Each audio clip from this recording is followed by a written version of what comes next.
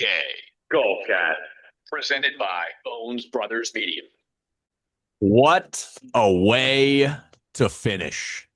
And I could be talking about any number of things right now. The sports world is on fire yet again. The World Cup had two amazing finishes yesterday. Down go the Germans, down go the Dutch. LeBron James finished in Los Angeles, but will play a 24th season in the NBA. He's going to Miami, man. I'm telling you, they got Giannis. It's familiar territory for him. Perhaps another NBA championship. Speaking of the NBA, Malik Beasley finished as an NBA player, and for all intents and purposes, probably finished as a free citizen as well. He'll be going to prison for a while. And then the Travelers finish, both Sunday and Monday, albeit short-lived on Monday. Intense drama. Kept me glued to the television set Sunday evening.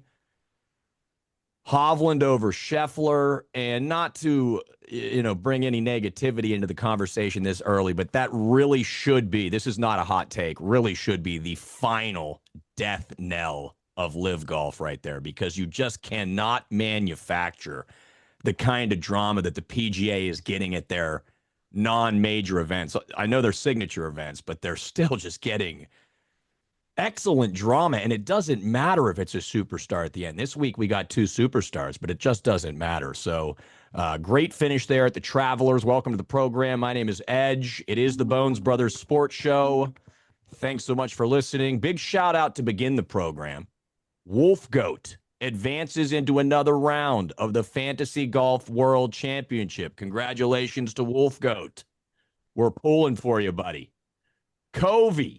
Every year for the last 5 years or so, it seems like, he hits a big win, if not two or three. And he did it again this weekend, had Hovland in the lineup. Congratulations to Covey. Big win there. And then let's give it up for Bones DK. Maybe not hitting us on the core four, but a big first round hit with Eric Cole as our first round leader, turned $10 into 640. We'll start with you today, Bones DK. Gotta feel good to get that one in the bag there. It feels great, and that's why I got the sunglasses still on, Edge. I'm riding the wave. It was birthday week, but I'm dialed in right now. It's like we're playing poker. Wolf Goat is in the top 100 of the Fantasy Golf World Championship. One of my best friends I met in Colorado, and Kobe's off a big hit. I actually played with him Sunday golf, and he showed me the lineup. It was in like 55th place in the $200 single. I was like, that's a pretty good lineup. All of a sudden, he sends me a fourth place for $7,500. So congrats, Kobe. He represents the Bones DK logo. Wolf Goat does as well. They are a part of this team, even though they're not on the podcast. So congratulations, guys, and keep riding the wave. Let's not leave Wildman out in the heat since he's down in St. Petersburg, Florida. You hit Scheffler with the top American on the prop drop. That was a really good call also. You said to yourself, hey, look, if you're getting him at 330, why not take him as the top American? Excellent call there. Welcome to the program. Yeah, thanks for having me. Yeah, we'll take some credit for that. Why not? But yeah, shout out Wolf Goat and Kobe. The Bones DK flag is flying high today on a Tuesday, guys. Headed into more action. So look, the field might be soft this week, but the money's still green at all these events. So we're going to be grinding it out, ready to roll. And yeah, look, I mean, the Scheffler take, it was a pretty hot take, right? He keeps coming in second and third. We said how hard it is to win. So why not kind of take out those other top tier players? And in case he comes in second or third, it's exactly what he did. And a quick recap at the Travelers. If you missed the playoff hole, it only took one, but Scheffler stuck one on the green to about 6.5 feet. Hovland followed him up from about 9 feet. Hovland had to putt first, runs it in the right edge. Scheffler rolls it by, and Hovland is your Travelers champion. Any final thoughts before we move on to the John Deere about the Travelers, Bones? That was an awesome tournament. It just goes to show how much pressure is really in these tournaments. I mean, even if you're the number one in the world, anyone out there playing recreational golf, if you miss that 5 footer, 6 footer, don't give yourself too much hard of a time. I mean, it happens all the time. Just go on to the next hole. As far as the tournament, JT Poston had a 12. That sucked. Hopefully we move on from it. Yeah, you don't see a lot of 12s on the PGA. Wildman, any final thoughts on the Travelers? Well, they had Shotcast had Scheffler's putt at 2 feet 4 inches there in the playoff. I thought it was more like closer to 4 feet. You're saying 6 feet, so who the heck knows I what only eyeballed it up. is I was going on? watching it. I was watching it in silence in my office here, so I just eyeballed it up. I did not see, but I mean, Yeah, Scheffler was significantly closer than Hovland yeah. was. It seemed like a little bit more than 2.5 feet. Anyways, whatever. Just remember, guys, there's two markets here. There's the DFS market, there's the betting market. Like Bones DK hit a plus 6,500 on Eric Cole, and he didn't pay off in DraftKings, right? We had Scheffler on a bet, probably didn't pay off in DraftKings because you had to, fill in all those guys at 6,500. So, look, there's many ways to make money in golf. That's what we're here for. Transitioning from the Travelers to the John Deere Classic located right outside of Chicago this week. It is a watered down field. Hard to get excited about this one, honestly. But as Wildman just said a moment ago, there is money to be won. Talk a little bit about this course, Wildman. This used to be one of the PGA's biggest events of the year, I feel like. This is a tough field. Yeah, it was called the Quad City Classic originally. It became the John Deere maybe 20 years ago or so. Par 71, wide fairways, not a lot of trouble. It is a birdie fest for sure. You're going to see scores, up there around 20 under par. The winning score probably in that 20 under par range. So, yeah, that's really the story of it. It's just buckle up, bent grass greens, but wide open out there. You got to take advantage of par fives, and you're going to have good wedge players. More than 2/3 of the shots are going to come from 125 and in on these approach shots. So wedge play all day. Hard one to handicap here, Bones. You only have three guys that are 5-digit salaries in DraftKings, and they're Goddard, Griffin, and Mitchell. Three names I never thought would come out of my mouth for 10,000 plus. Do you like any of these guys to start the core for? It's definitely going to be a weird tournament this week. Like Brian Campbell won it last year. A lot of 6K guys that maybe you've never even heard of, or maybe going to top five, top 10 this tournament. I do think that you need to play one of these top three guys, and in my opinion, it's Ben Griffin. He's actually leading off the core four this week, 10,500. I just love this trend that he's at. However, Goddard is definitely a shout out to the core four. I mean, I think one of these two guys is definitely a great play. Goddard always scares me with his doubles and his driving, and he's just such an erratic player. However, this is kind of the tournament. He can avoid that, just pour in birdies like he does. He's a great putter. So one of two, Goddard or Ben Griffin, I think you probably want to start with this week and find a cheap guy. And my guy is Ben Griffin this week. I just like the trend he's at. 17th at the U.S. Open, 10th last week. The guy's getting ready to win, and he's a three-time tour winner in the last year and a half. You know how much I love trends, Wildman, but you also know how much I love Goddard and Mitchell, for that matter, on this podcast. So do you concur with what Rob's saying on the core four? I think it's curious that Goddard is in the event, being that he kind of had his breakout over in Europe last year, winning the Scottish and then taking third in the British. I'm surprised he's here, and not over across the pond already, getting ready to defend his title. So that's a little curious to me. Like I said, I look at Mitchell, man. I think Mitchell, like, he's coming in with a prop of 21 and a half birdies. That's a lot of birdies, man, and he fills it up. Now he can like make some huge numbers as we've seen, but expect him to have a lot of birdies, which matters a lot in DFS. All right, so Bones DK has taken Ben Griffin as the first guy in his core four. If we jump down to the $9,000 tier, I think the safest play of the week, I can't wait to hear your analysis on it, is Keegan Bradley at 9,700. I think he's going to play well this week. I do. Bridgman at 9,500. Colvin at 94. Poston, our boy who struggled last week, at 93. And then here's another name. I mean, just call me chalk this week. Give me Jordan Spieth at 9,200. He is in my lineup no matter what, or any of these guys. Eric Cole also at 9,100, who Bones hit big on last week. Any of these guys in the core four, Bones?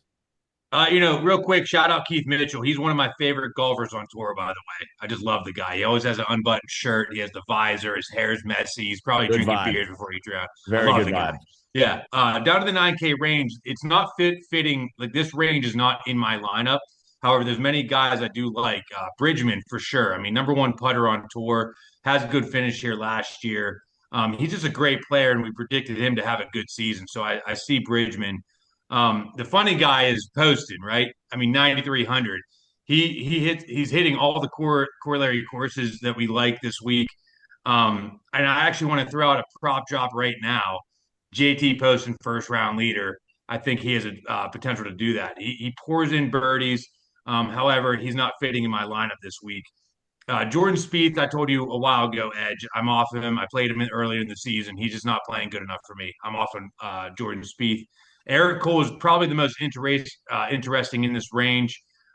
Just feels like this guy is ready for a win soon. He did have the first round lead, but that's what he does, man. He shoots low in the first round and kind of fades throughout the tournament. So I think Cole is a decent play this week. I wouldn't be surprised to see him in the top 10. But I'm not going to fit him in my lineup this week. The one guy I wanted to bring up as well was Jackson Koivin. Covey talked to me about him. He's $9,400 in this field, and I see him everywhere on Instagram or Twitter or X, excuse me. 23rd of the U.S. Open. He's an amateur and apparently like the next Scotty Scheffler. So I wasn't sure if Wildman actually has a take on him. He didn't even mention my safest play of the week, Wild Man. Keegan Bradley. Start there and then go. Yeah, I like Keegan this week. I like Keegan anywhere where ball striking matters. And, he's always like a guy that can, I said this to Bones off the air. I'm like, if you're clicking any of these guys, you have to envision, can they get to 20 under? Keegan's won multiple times on the tour at 20 under or better. So, yeah, absolutely. I mean, if you're looking at like players in the field, resume-wise, easily Keegan's the best player in the field, right? Maybe Spieth, but Keegan's right there too, right? So, I mean, a major winner, multi-time tour winner, Ryder Cups, all that stuff. So, yeah, I like. Shout out Jackson Hole Golf and Tennis. Always got it too when Keegan's brought up. Yeah, there you go. Yeah, Koivun. I'm going to wait a little bit on Koivun. I just don't think there's enough data to really be like, oh, he's arrived quite yet. Still a young guy, but he's in that Blades Brown, Miles Russell territory. So, yeah, keep an eye on him. I will say this, guys. Eric Cole, okay, 7 of the last 13 winners of the John Deere, it has been their maiden victory on the PGA Tour. It seems to be a theme here, including 6 of the last 9. So could a guy like Eric Cole find this field as his chance to break through? 100% absolutely. I don't think there's much disparity between him and the best player in the field. Ricky Fowler, 8,900. Big friend of the show, of course. Cootie at 8,800. We've talked about him a few times on this podcast as well. Kim. And then, this is a watered down field when the Gim Reaper, Doug Gim, is the top 15 in the field right now. He's at 8,600. I know a guy that you like, Bones, is McCarthy at 8,200. You've got the $8,000 tier in front of you. Holler at us with a few guys. Yeah, so 2 of the 4 core 4 in this range, and you mentioned him, Denny McCarthy. I like where his form's at right now, and he has incredible course history. I know you don't always want to play guys and just build lineups off course history, but I really like where his form's at right now. He's rounding into form. He finished with a 66 and 65 last week. Loves it here. Has like 3 top 15s in a row. I actually believe this is a chance for him to top 5 this tournament. Danny McCarthy, 8,200 is my favorite play of the week, to be honest with you. And then, we'll go to Tom Kim, the third in the core 4, or second or third. Also, again, just rounding into form of 15 and the third in the last 2 tournaments. He's won at many birdie fests before. I think he's an amazing player. He was in the core 4 a couple weeks ago. And like I said before, rookie of the year, and looked like the next Tiger Woods when he first came on the PGA Tour. So Tom Kim, fire him up $8,700 this week. Sung J M is also down there, Wild Man, at 84. That's an interesting price for him. He usually plays pretty darn good at birdie fests. And then please just say something about Doug Gim, anything at all. Yeah. Well, first, Sung Jae, interestingly enough, number 1 in proximity from 125 and in. I just told you there was going to be a lot of wedges in hand. He's number 1 on the PGA Tour. So, can make eagles, can get streaky. And look, in DFS, that's kind of what you need, right? Like, 2 birdies and 2 bogeys is better than 4 pars. So you'll take it all day long with Sungjae Im. Doug Gim, 8,600. You know, it's like I knew going into this week, I'm like, Gim's gonna be like on the first page of everything I'm looking at this week. And he is. He is. I just can't do it. I just can't do it, man. He's actually something. playing pretty well. He's actually playing pretty well, right? I know, but he's in that territory as well of like if tournaments were 36 holes, he'd be like a 9-time winner. You know, it's just 72. I don't buy it. I'm sorry to interrupt again about Doug Gim, but talk about a first round leader bet. His last 3 first rounds, 65, 65, 65. His last first round. So will that be enough though in a first round here at the John? He can do it. He can do it in the first round, man. I'm hey, let's try to run this first round back, right? Doug Gim, fire him up, JT Poston, and I got a third guy for you guys when we get down there. And Wildman, real quick, Ricky Fowler, 8.9, just too expensive for you this week, or the trend? Because really, Ricky's trend is starting to probably fade a little bit at this point in the season. But what do you got on Ricky?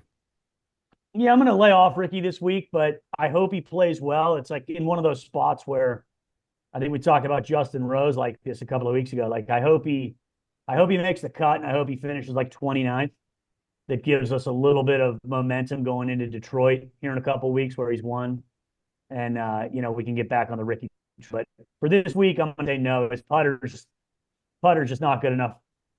Couple guys we've talked about on the shows. We get into the $7,000 tier. We had Meissner not long ago as our Rogue Warrior of the week. He played pretty good. Bazudenhout at 7.8.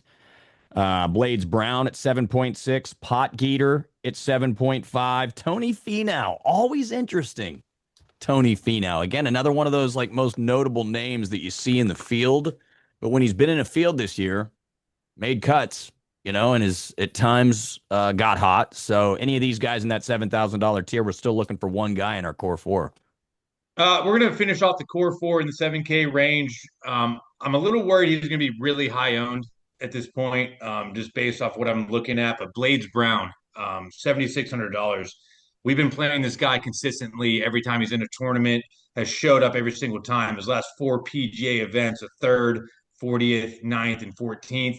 I don't see him going away. I love him here. Blades Brown, core 4. The other guy I like down here in the 7K range is probably Max Homa, $7,400. I just think in this kind of field, I really like that price. He's playing pretty good right now, has good history here. Only 1 missed cut in the last couple tournaments. So Max Homa, $7,400. I wouldn't be surprised to play him and see him do well this week. Granted, he's 1,100 less than Doug Gim, but Homa and Gim kind of have that same vibe for me for whatever reason. Wildman, your Rogue Warrior of the week has got to be somewhere down here in this $7,000 range, maybe less. Who you got for us? It is less, and actually, I'll say that you just made that comparison of Gim and who was it? Gim and whoever you just said. Homa. Yeah, Homa. Yeah, I'll say the same thing about like Finau. Finau's like the Temu Victor Hovland. Like talented enough to win anywhere, but like might just come out of nowhere. But man, is he erratic off the tee. So we're in the Rogue Warrior between 2 guys. We had a $7,300 player and a $6,500 player. Now the guy we're passing on is Emiliano Grillo, but he is a 2-time runner-up here, so I would consider Grillo great putter. We're going to go all the way down to 6,500. This guy's only 32 years old. Was breaking onto the PGA Tour a few years ago, had a personal situation at home where a family member passed away. He had to actually withdraw from a tournament he was leading after 54 holes, fly home to be with his family. He is back. He is top 10 in wedge play, top 10 in birdie percentage, top 10 bent grass putter, if you can believe this, 6,500. Left-hander, Hank Lebioda. He was the original Flyer of the week when we started this podcast 5 years ago, and he's back, baby. Only 32 years old. We love Lebioda on this podcast. There's no doubt about it. Won us some good money back in the day, back in 2022. All right, Bones DK, I want to give you the last shout out here.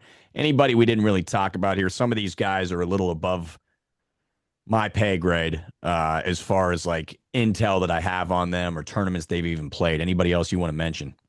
Hey, what time is it? Hank time, by the way. Hank Leviota. I love that call, Wild Man. The one guy I wanted to talk about down below, who we talk about all the time. I mean, this add him into the Mount Rushmore of Bones DK golf. What is he doing down that low? Tom Hoagie, guys. Tom Hoagie. This is a perfect fit for him. He's been pouring in birdies. I played him in the Saturday Showdown last week. Had 8 birdies in the round. He did have 5 bogeys. Tougher course. But I'm telling you guys, $6,800. This is a perfect tournament for Tom Hoagie. $6,800. Play him, play him, play him, play him. I really do like guys that played last week at the Travelers in this tournament, especially guys that made a lot of birdies last week. Leave the bogeys out of it. I know you hate to see them on the scorecard, especially in DFS, but I got a feeling these are going to be similar greens as you guys are. I know the grass might be different, but it's just going to be, if your putter is rolling, you're going to be able to roll some putts in here, Wild Man. Do you agree? Yeah, 100%. I do agree with Hoagie too. Like, how is he this low price as a multi-time tour winner? Lost in a playoff at the Players Championship, I think. He's nearly a pseudo major winner.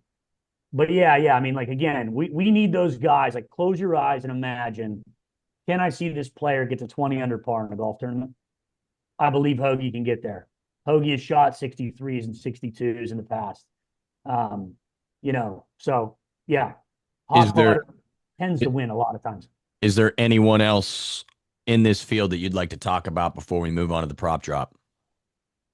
I just wanted to bring up Tom Hoagie is my third first round leader bet. That's who I wanted to put in there. And also my prop drop is Tom Hoagie top 10 plus 1,000. And first round leader. Dude, if you bet $10 on Hoagie to be the first round leader, it's $1,000 if you bet $10. So yeah. $10 to win 100, top 100 and $10 to win 1,000. Win $1,100 this week with Tom Hoagie. May the odds ever be in your favor on that one. Wild Man, anybody you want to bring up? I'll just circle back on Griot, 7,300. If you're down in that spot, I think he's the clear guy in that. And that's where like most DFS lineups tend to fall in guy number 6 is like you're down there at 72, 7,300. I'm clicking Griot easily. He's playing well. He's made 20 plus birdies in 2 of his last 4, and he's the back-to-back runner-up here. So if you want to talk about coming in with good vibes, it's Griot at 7,300. All right, the core 4 was a little mixed in there today, but we have Ben Griffin at 10.5, Denny McCarthy at 8.2, Tom Kim at 8.7, Blades Brown at 7.6, and Hank Lebiota at 6.5 as our Rogue Warrior of the Week. We've already got Bones DK's prop drops. We've got first-round leaders. Take a flyer on JT Poston, Denny McCarthy, or Tom Hoagie. We're also going to take Tom Hoagie in the top 10 this week. Wild Man, you got a prop drop for us? Yeah, I do. I got 3 of them. So we're going to go Ben Griffin over 21 and a half birdies on the tournament. I think he easily makes the cut and can pour him in, get very streaky. We're also going to go Mitchell over birdies. He might do this in 2 rounds, for crying out loud, but he might, narrowly make the cut because he's so crazy. And then we're going to go, I just mentioned him, top South American. Look, Argentina, Viva la Messi, right? El Campeón del Mundial. Give me Griot as the top South American, Argentina blood, baby. Plus 200, 150 to 200 there. And then finally, I guess I said 3, but I got 4. Sudarshan Yelamaraju, plus 300, great ball striker, great putter, top Canadian in the field. All right, good stuff this week, guys. It is a watered-down tournament at the John Deere Classic, so the field isn't there. Well, I shouldn't say that. I mean, all these guys are capable of winning, and I'll tell you what, with the new changes, we talked about competitiveness and pressure. The new changes coming to the tour in 2028 with the Champions Tour and the Challengers Tour, really going to amplify the meritocracy of the PGA, and it's really going to bring back the tension and the pressure that I think we love so much about the game of golf. All right, one more time. The core four is Ben Griffin at 10-5, Denny McCarthy at 8-2, Tom Kim at 8-7, Blades Brown at 7-6. Hank Lebioda is our rogue warrior of the week at 6-5. We're taking JT Poston, Denny McCarthy, Tom Hogue as first round leaders. We're taking Hoagie as the top 10 finisher. And then Wildman's got a few here also. Griffin over 21.5 birdies. Mitchell over 21.5 birdies. Gorilla will be the top American finisher. And then remind me that last one. Yalamuja who? I can't read my handwriting. Yeah, Griot top South American. South America, my bad. And top Canadian, Sudarshan Yelamaraja. By the way, Wendy's has penny junior bacon cheeseburgers this today through the app. So I don't know what time you're listening to this, but take advantage of that. Have you taken advantage of that today, Wildman? No, I haven't. There's not a Wendy's close enough to me. I would have, but nah, wasn't able Bones to do it. DK, did you lose any money on Germany or the Dutch going down at the World Cup? I haven't lost money on them specifically, but I have not up money on the World Cup. I've got France in the World Cup pool for about 300 or 350 bucks. They're looking pretty good now that Germany and is Argentina going to get to the championship game, do you think, Wildman? I think they are. I think they have a walk into the quarters. So, they've got the easiest draw by far in the round of 32. I think they cruise in. And by the way, shout out K-Man. France and Sweden just dropped the ball. I'm looking at it right now in the 10th minute. Cayman is in the building, East Rutherford, New Jersey. He's there live. Big shout out to JK Wag. He was in the building yesterday in Houston. I can't remember who he saw play. I think Brazil played yesterday in Houston. Yeah. Is that They right? got it coming up too. They're getting where they getting something on the 4th of July in Houston. Big match. What's your favorite part of the World Cup so far, Bones DK? There's been a lot of great games, but you've seen a lot of sportsmanship and camaraderie. Is it living up to the expectations you thought it would be? Yeah, I mean, the sport is just sweet, man. I don't really watch it that often, being here in America, right? But this World Cup is awesome, and just we're in that poll rooting for Morocco and England are my two teams. It's just been so fun to watch. It's pretty cool. I mean, when they score a goal, it is the greatest thing ever. And when you get scored against, I mean, you just want to jump through a window, and just curl up in a ball. So it's amazing. I love the fans and how passionate they are and how much they care. It's one of a kind, to be honest with you. It's pretty remarkable to watch. If you read a headline or turn on a news station, Wild Man, it seems that every country in the world hates America and Israel right now. Is it fair to say that America's winning some of them back with our performance, not on the field, but perhaps off the pitch, winning some of these countries back, understanding that not all Americans are as crazy as some? I don't think in terms of respect or culture at all that we're winning any of these foreigners. However, the food, I have been getting some food across my algo, like some British guys and some African guys that are, eating corned beef sandwiches and New York style pizza and things like that generally have great reviews of American food. But yeah, I do want to touch real quick on the sportsmanship. I said it to you guys a moment ago, or right before the podcast, there was the video about the Argentinian finding the guy's wallet. They all chanted his name. He finds the wallet. There's guys shaking hands in the box with good tackles.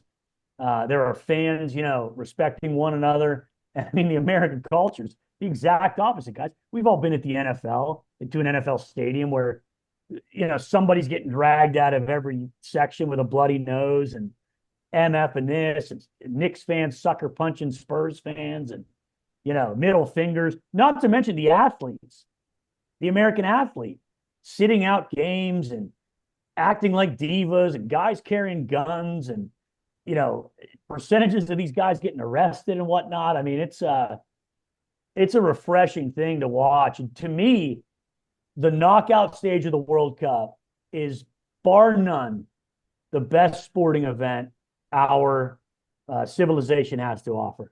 Good perspective there. Speaking of culture, how big of a problem is sports betting going to become for professional and collegiate sports as we move into 26, 27, 28? Did you guys see the 4 games in question that Malik Beasley is being charged with felonies for, and how blatantly obvious it was that he was throwing the game in those 4 games? What's more unique to me, though, and obviously they have special algorithms and security measures that they can spot like random prop bets. But man, you got to worry about like college athletes with this stuff in a frat house on a Friday night, cooking up some scheme where it's like, I'm going to twist my ankle and drop in the first minute of the game. I'm going to fake it. Sports doesn't matter. Like Beasley several times in the commentary I'm watching, he doesn't even know he is so concerned with getting that final rebound in the 1 game where he has to go over 3.5 rebounds. They're trying to come back and win the game. He's not even concerned about it. He's trying to get the rebound. The actions, the behavior on the court in hindsight is unbelievable. So my real question, getting back to the original point, it's not necessarily about Beasley in this instance. We had the professional pitcher who was a 2-time All-Star not long ago, making prop bets on his first pitch of the game. This is going to become a bigger and bigger problem, and the integrity of the game is going to come into question, I feel like, at all times. Wildman, do you disagree? I disagree in a sense that I don't think it's going to be an epidemic. Like technology's growing exponentially. It's easy to kind of point these things out. You know, the one with Beasley that I thought you were going to bring up was where he gets the rebound with 4.2. They're down 10. The line's 8.5. He goes coast. Yeah, that too. Yeah. I mean, that. And it's like, but look, you were bringing up college kids, and I do think it could be an epidemic amongst these college players until the whip really cracks, because like they're just so naive and so dumb, so to speak. Like even Beasley, this is a guy with a 10-year NBA career. He's made $50 million, and all of his wagers that are under question are $170,000. It's like, this is just silly money. What are you doing? You know, like you don't understand what you're trying to do and how modest the numbers are compared to like what the opportunity cost is there. So yeah, I do think you're going to get some like younger kids probably that get into this mess that are, you know, on the verge of making $2 million in NIL, and they're trying to get their frat buddy to make $4,000. You know, it's like, it doesn't add up. Bones, you're addicted to gambling and alcohol also. How do you feel about this? I mean, I just think of like Pete Rose, you know, like he went like lost his whole career over it, and it was probably happening way more back in the day than we realized because the data is now there where we're catching people. Where back in the day there wasn't video, there wasn't these things. I'm sure it's been happening forever, man. To be honest with you, and it probably happened more often than we thought a long time ago. Chauncey Money with the poker games. I mean, guys. Yeah. I mean that's a crazy one. That is insane. I mean, like, he has like card readers, like number 2 in Austin Powers. You know, like reading the card, yeah, like you can see guys, through it. Like yeah, you mentioned this earlier about like spraining your ankle, right? And you would think, okay, if you're Beasley and you got to go under 3.5 rebounds, well, the best way to do that is actually like straight up roll your ankle, right? Like get yourself hurt, fall and break your elbow, hurt yourself. That's all well and good. Like remember Gordon Hayward on the first play of the game a couple years back, snapped his ankle, out for the season. The problem with that is like, okay, you can now say that injury is legitimate, but when the betting markets are showing outlier movement, that's where you're busted. Absolutely. Yeah. And so like some of these guys like Billy Walters and those guys in Vegas, Dave and those guys out in Vegas, they have what's called runners. So they'll send 100 guys out to make $2,500 bets across different casinos to kind of blend it out. But now with tech and those connections and the federal government being involved in it, now you're going to know, like, look, it's not weird that 2,500 at the MGM got bet on Beasley's under. It's weird that 2,500 got bet at 80 different spots on Beasley's under. Yeah. You know, so there's really no way to beat. I wouldn't go that far because the criminals are always always one step ahead of everyone else. We're always playing catch up. So there's something else that there could be something else out there, Steve, that we don't even know exists. You give a lot of It's credit happening to right these- now, 100%. You give a lot 100%. of There's something. credit to these gangsters, these mobsters that they're not, trained businessmen. You're They're- giving a they're- lot of credit to the government, which is in shambles right now here in America, by the way. Fair. So, That's fair. and before we sign off, John Cena just got his second hair transplant. Wild man, have you ever thought about one? No, of course not. But look, I've been a guy, like, I've shaved my head since I was a young kid. I did have some salad, some lettuce back in college, but no, man. I mean, look, to be that vain, I guess to be a celebrity, you have to be that vain in essence anyways. So yeah, it doesn't surprise me, but hell no, I've never considered. Take your hat off, Rob. No. Yeah, you have to pay me $100. $100 cash. Hey, here's a good story. Here's a great story. Stage AE Pittsburgh. I'm going to a concert. I think it was a Kid Cudi concert. It's probably like 2009. And so I was still in my mid-20s.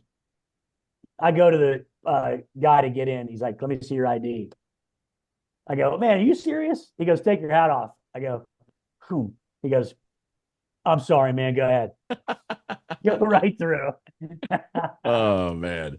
All right. One other headline. We don't have to talk much about this, but I just did want to let the listeners know, if you haven't heard, Chris Johnson was on Good Morning America yesterday. The former East Carolina running back and the former Tennessee Titan running back ran for 2,000 yards in a season during his career, diagnosed with ALS recently in 2025, and has already, it appears, lost the ability to speak. He was using a voice monitor yesterday of some sort. So we wish Chris Johnson the best. He was, exciting as hell to watch. And of course, that was right in the advent of fantasy football when he began his NFL career. And I think everybody on this podcast probably owned him on a team at one point. He was electrifying to see. Yeah, 39 years old. I mean, that's way too young to deal with something like that. And obviously it's progressing rapidly.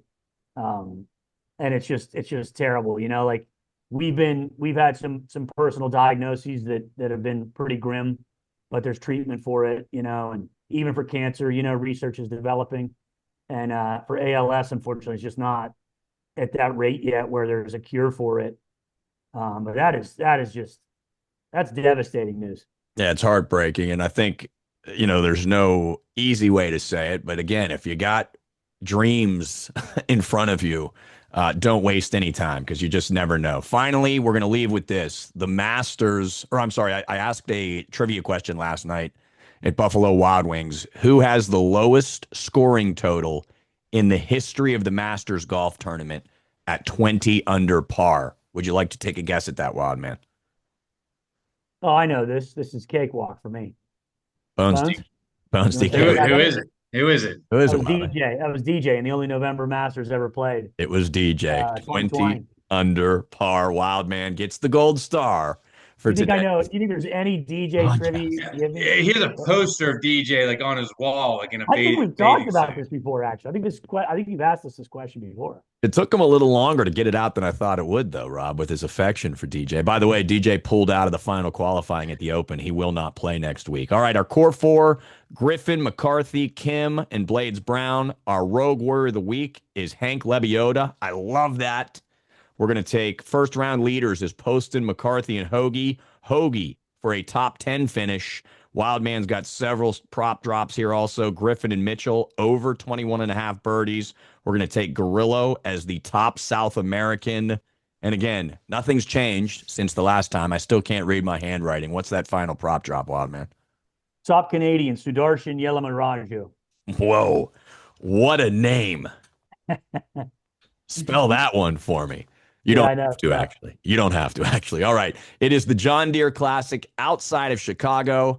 For TW Man, for Bones DK, my name is Edge. As always, thank you so much for listening and good luck this week in Illinois.